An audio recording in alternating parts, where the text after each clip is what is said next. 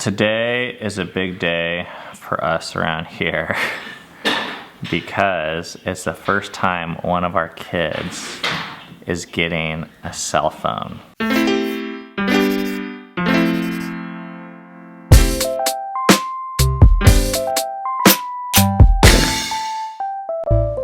We're going out in this weather, which I feel like is pretty stupid.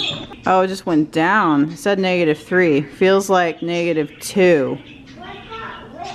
Ugh. Oh. Right. That went up. But still, it's stupid that we're going out in this weather. We might not come back, so Dove, okay. If we don't come back. Ben wants to walk and I want to drive. And since he always gets his way, we're gonna walk. Oh man, my face feels so naked. At least it's sunny. I hope that guy's not gonna try and fill up their gas. It's covered in ice, you can't even open it. Oh, this person's inspiring.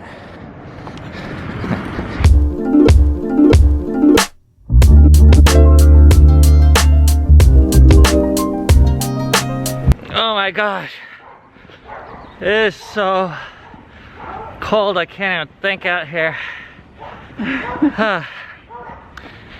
Well, at the business meeting today,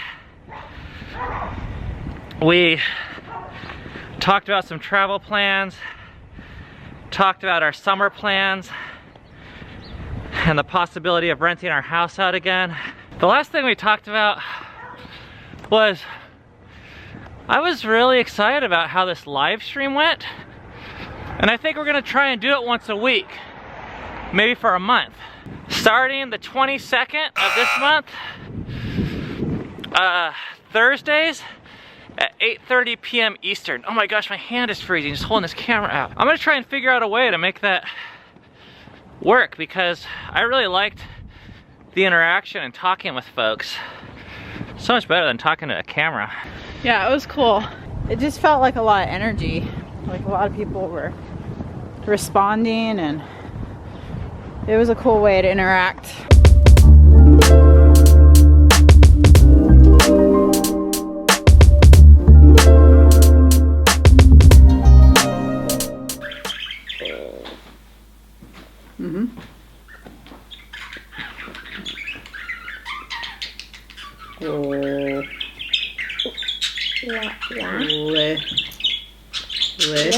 Lick. That's right. Good job. You got one more line.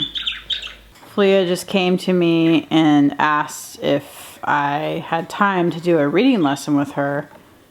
Just on her own. It was the best reading lesson we had probably since I started. She even said that too. And I wanna... Yeah, hold on. I wanna do all my bubbles by myself. It's interesting.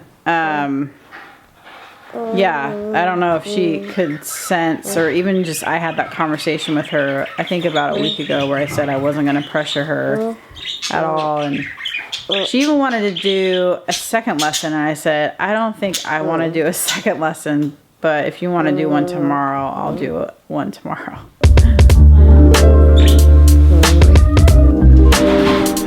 Today is a big day for us around here because it's the first time one of our kids is getting a cell phone. Dev ordered one last week and it's supposed to arrive today.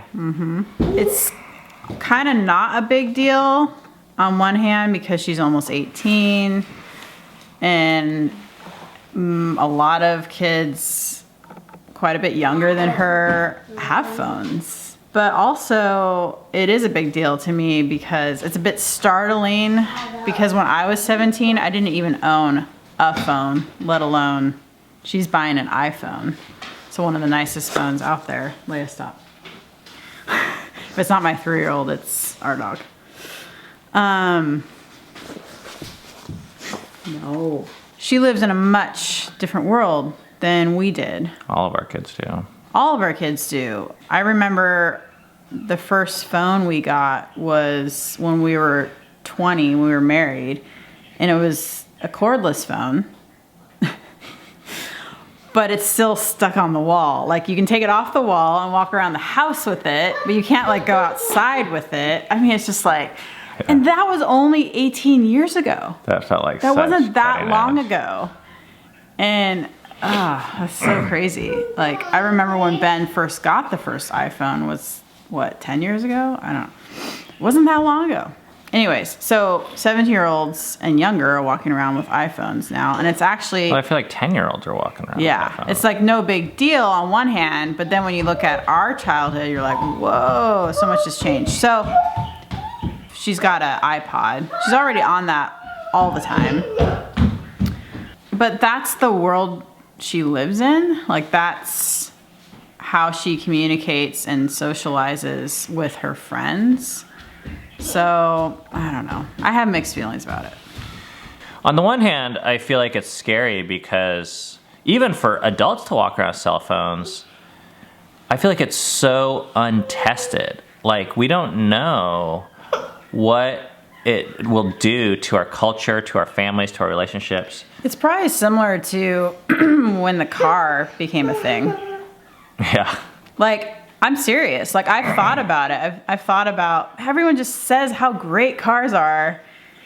But then, and I know they have benefits, just like having a cell phone or a computer that you can walk around that's this big has benefits, but it also has drawbacks. In one sense, cars are great for relationships. They help us connect with people. But on a bigger sense, I don't know if they are, because they cause us to focus on relationships that are further away from us, that we have to drive to, instead of the relationships that are close to us, that you don't even need a car for.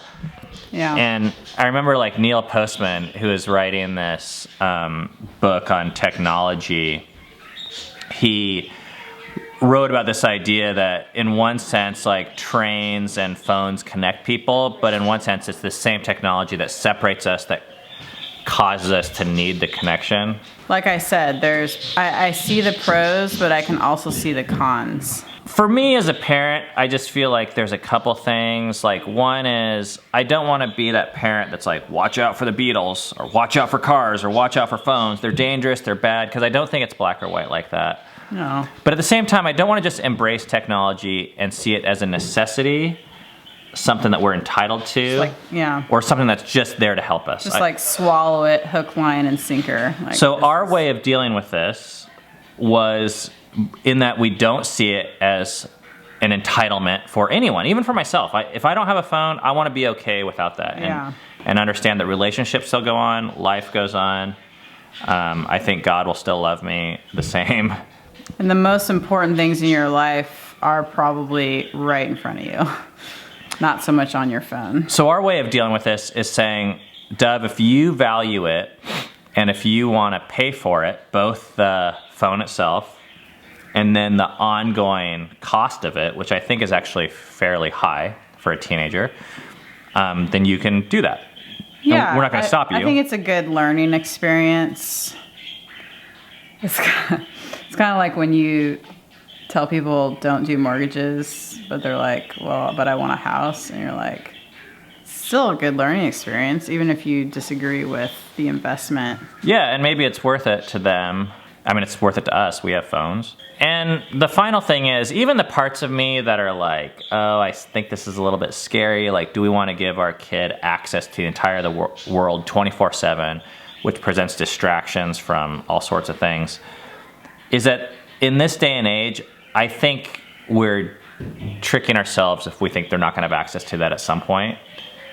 I mean, when they're 18, and to me that age is kind of arbitrary, but when they're 18, they're considered an adult, and are you going to put like purity codes on your phone so that they can't? Yeah, like, and I'm not even talking about porn, yeah. but I'm just talking about even being able to play video games all the time or check social media all the time. Yeah. It's like a drug. I think it's Yeah. worse than porn, honestly. I mean, so many articles have been published about how Facebook and Instagram, they program their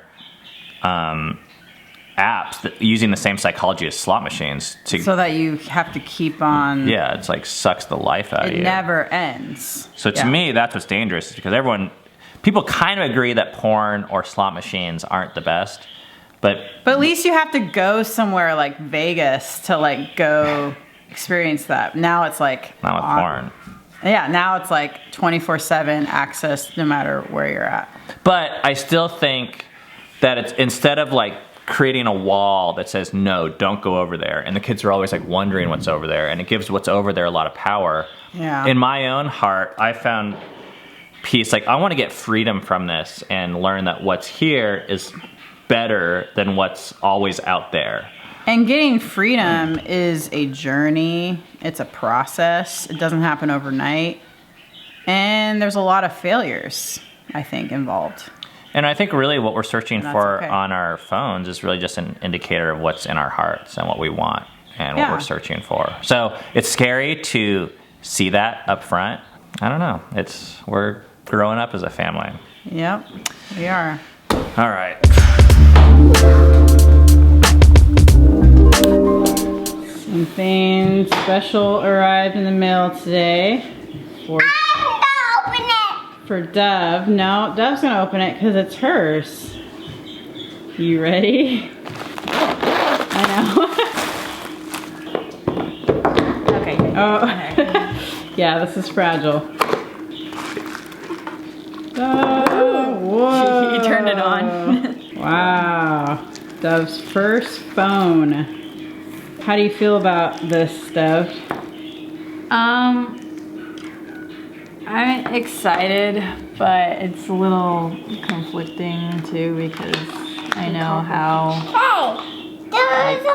people in our family especially feel about more technology. And I don't know, but I'm excited right now. Yeah. Ben and I did not go running today. Ben might have, he probably would have, but I didn't want to go running. My body. It is in the teens out there, and I am not really a glutton for punishment. I mean, sometimes I am, but not today. So you went running. Why did you go running? Mostly because the half marathon is in less than a week. And I didn't want to go running, but I felt kind of pressured because I haven't been running. You felt that pressured by... Well, just like, I feel like I need to get practice. Oh, for the we're half gonna do marathon? half marathon, Yeah.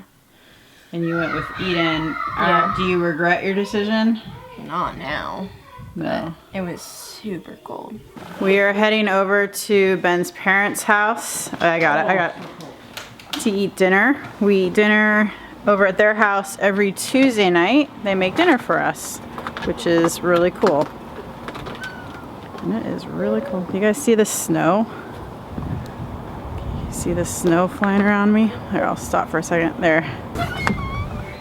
Ben's parents live right behind us, so it's a short walk to dinner. Hey, hey, hey. Hey, hey, hey.